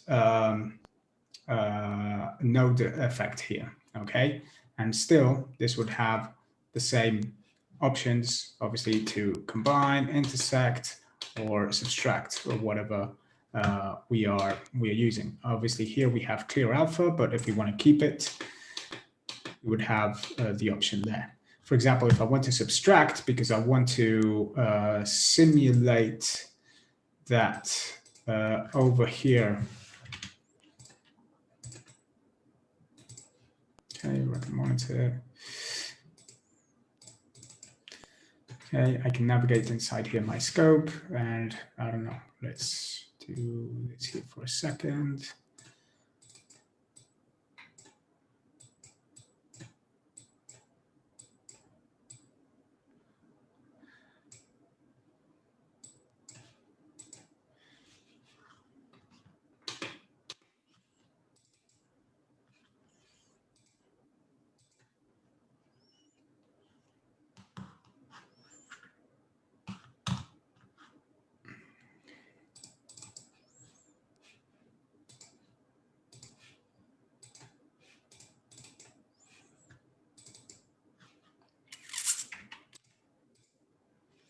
Okay, there we go.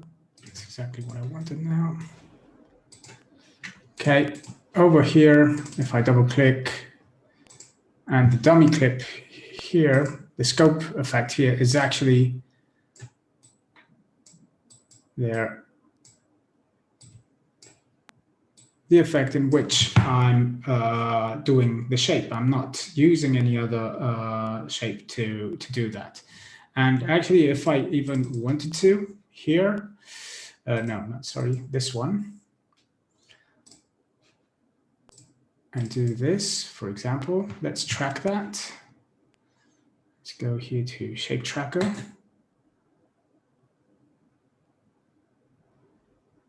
Okay, and over here in this shape,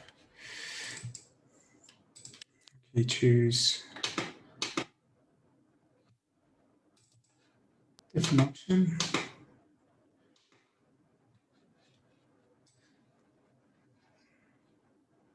Okay.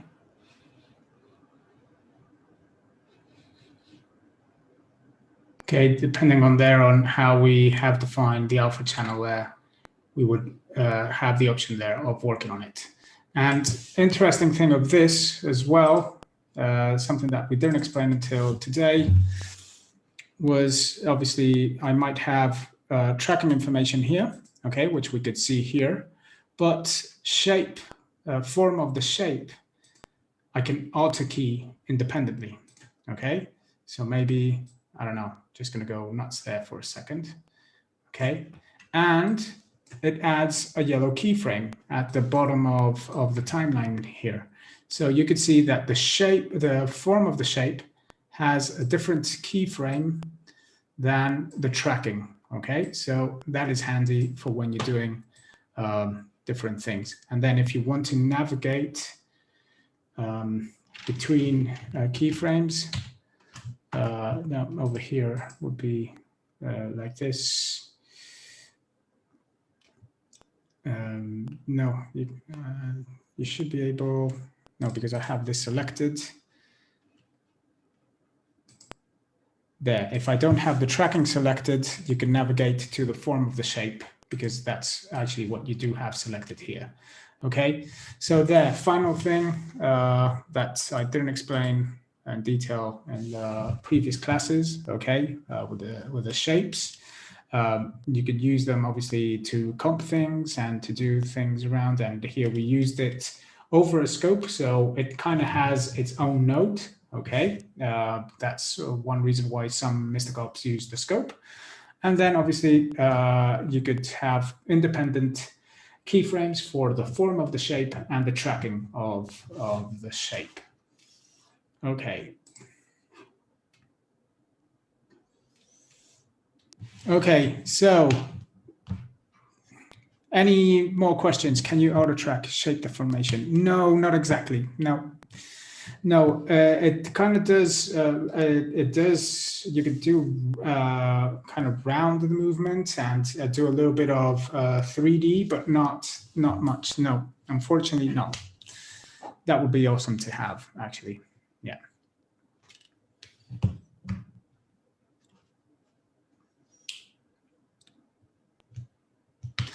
Well, can you auto track? What about 3D track? It isn't a 3D track per se. No, no. It's a cloud tracker. There.